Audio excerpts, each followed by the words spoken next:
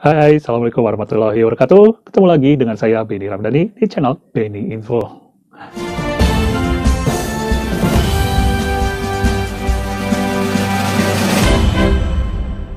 Ya, semuanya, kali ini saya akan membahas bagaimana sih persiapan seorang penulis sebelum mulai menulis, khususnya penulis novel. Dan ya, ini memang catatan untuk penulis pemula yang siap beranjak ke penulis profesional. Kalau kalian yang udah senior, biasanya udah punya ritual menulis sendiri, bukan? Kalau udah punya, ya nggak apa-apa. Tapi kalau mau coba yang satu ini, silahkan dicoba aja.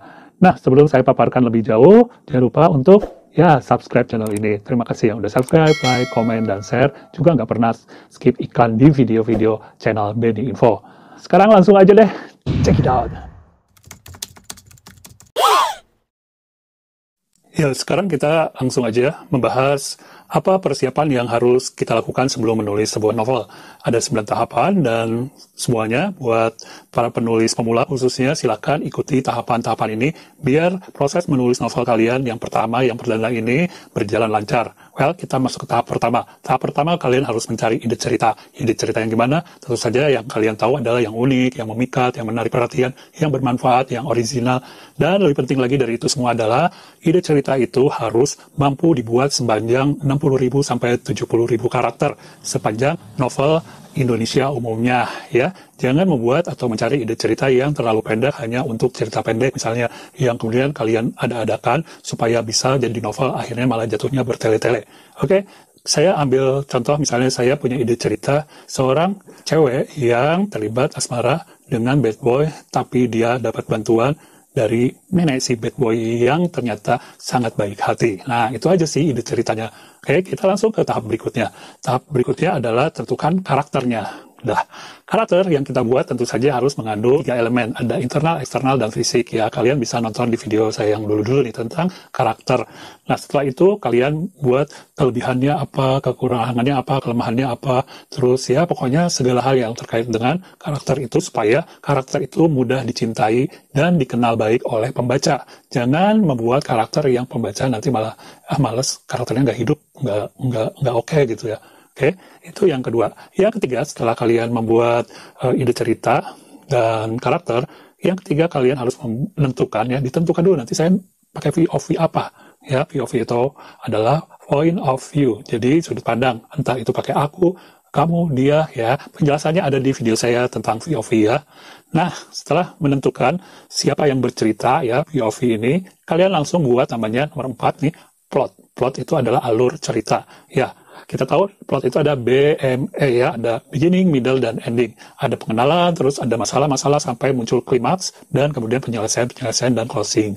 Ya, dan contohnya adalah seperti ini. Berdasarkan ide cerita yang tadi saya buat, saya akan menulis plotnya seperti begini. Awalnya saya mengenalkan sosok cewek, terus dia si cewek itu berkenalan dengan sosok protagonis lainnya, yakni seorang nenek. Karena si cewek ini berbuat kebaikan. Kemudian mereka menjalin hubungan yang akrab, dan ternyata nenek itu adalah nenek dari seorang bad boy di sekolah si cewek. Nah, saya belum temukan nama-namanya, baru karakternya aja ya. Nanti si bad boynya ini sering bentrok sama si cewek ini. Kemudian mereka akhirnya diam-diam jatuh cinta, tapi mereka gengsi untuk mengungkapkan. Dan mereka akhirnya berkonflik juga karena mereka terlibat misalnya masing-masing ternyata punya fans atau penggemar gitu ya yang berusaha mengadu domba mereka. Dan mereka terus gitu ya sampai akhirnya mereka kepayahan dengan hubungan mereka sampai si nenek yang membela si cewek ini terus-terusan akhirnya bisa menyatukan mereka dan mereka pun belajar untuk menyelesaikan konflik-konflik mereka. Endingnya ya kita buat nanti gimana ya. Bisa happy ending, bisa jadian, bisa enggak. Tapi misalnya dalam hal ini akhirnya mereka jadian. Nah, oke, plotnya udah selesai. Nah, setelah plot kita buat, apa yang harus kita lakukan?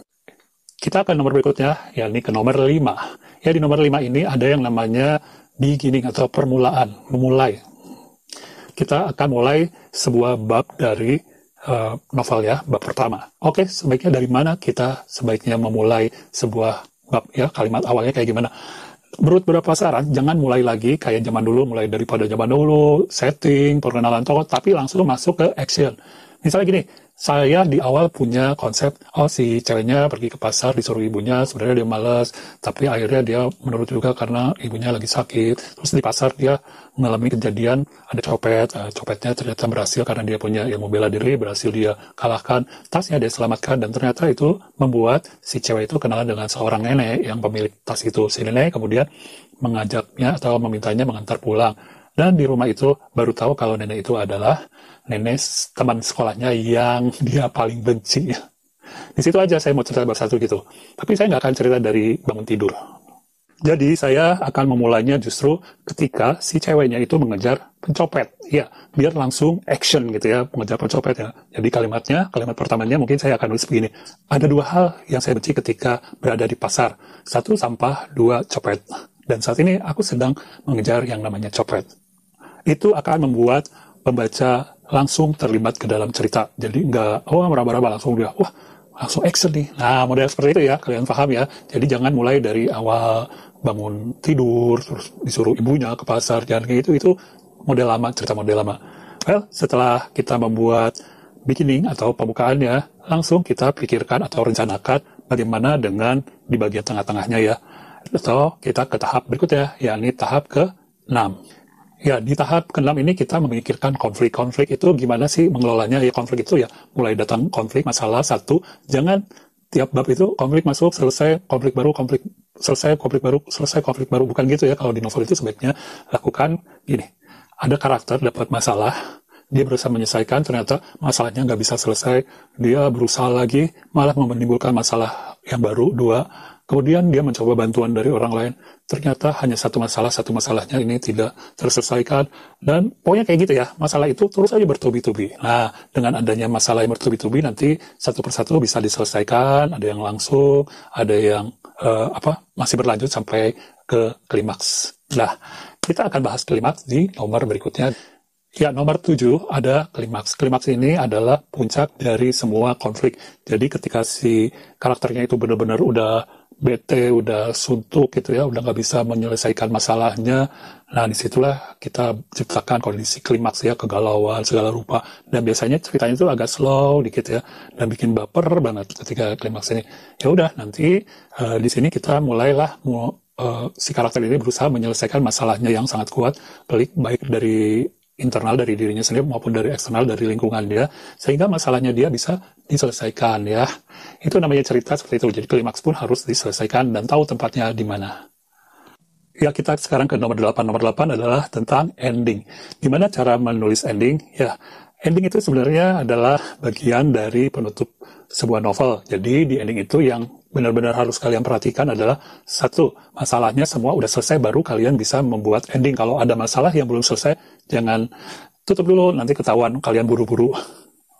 Yang kedua, bahwa ada perubahan dari si karakter di awal sampai ke akhir ya. Kita membuat cerita itu sebenarnya perubahan kepribadian, perubahan sifat seseorang ya. Seseorang itu karakter protagonis yang kita buat. Jadi ada perubahan, misalnya dari awalnya dia terburu-buru, berasa-gerusu, memandang orang dengan mudah gitu ya, merendahkan orang, tapi di akhirnya dia sekarang tahu bahwa tidak semua orang begini-gini. Jadi ada pesan, ada nilai, ada tema, dan segala macamnya bisa dilihat di ending.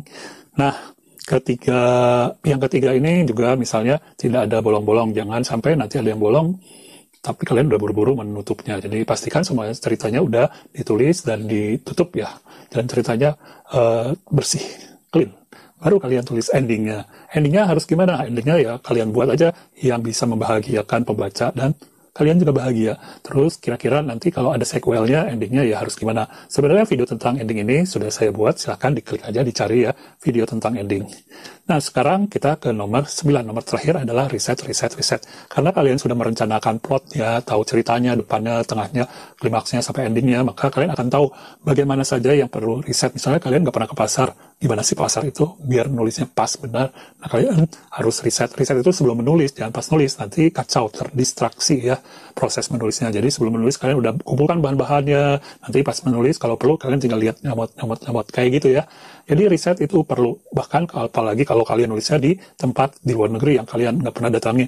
Musim itu sangat terkait, musim panas, musim dingin, atau letak terminal, letak airport, public transport, atau kadang-kadang merek-mereknya ya, merek mobil, jangan-jangan kalian nulis di sana ada apa gitu ya yang nggak ada di sana tapi adanya cuma di Indonesia. Makanan juga ya. Oke, banyak hal yang harus di-riset dan kalian siapkan. Jangan sampai jadi penulis yang abai dengan riset sehingga banyak fakta dan data yang keliru di dalam novel kalian. Well, itu aja dari saya saat ini.